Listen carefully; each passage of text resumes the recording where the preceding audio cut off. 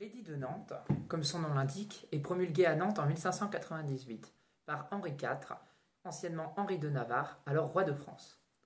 L'édit fait office de texte juridique qui instaure la tolérance entre catholiques et protestants. Par celui-ci, le roi entend mettre fin aux guerres de religion qui ravagent le pays depuis plusieurs années, une bonne fois pour toutes. Ça, c'est ce qu'on nous a appris à l'école. Toutefois, il faut savoir que Henri IV ne se contente pas d'arrêter le conflit, mais d'y mettre un terme en faisant table rase du passé, par le biais d'une mémoire dite de raison d'État.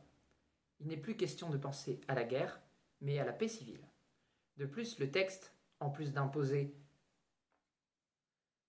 l'oubli, a également comme objectif de redonner du pouvoir ainsi que de la majesté à la monarchie, chose qu'elle avait alors perdue. En effet, en plus d'ébranler le pays, les insurrections ont également grandement fragilisé la monarchie, et il faut dire que le règne d'Henri III n'a pas aidé. Henri IV cherche donc une solution juridique et politique qui émane de sa personne royale.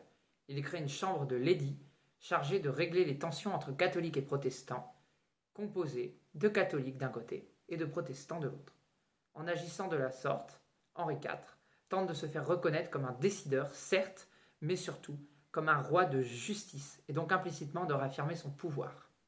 Ce qu'il faut retenir, c'est que le texte a pour but d'une part de permettre à tout à chacun d'aimer Dieu, comme il l'entend, et d'une autre de réaffirmer l'autorité du roi sur le peuple de France.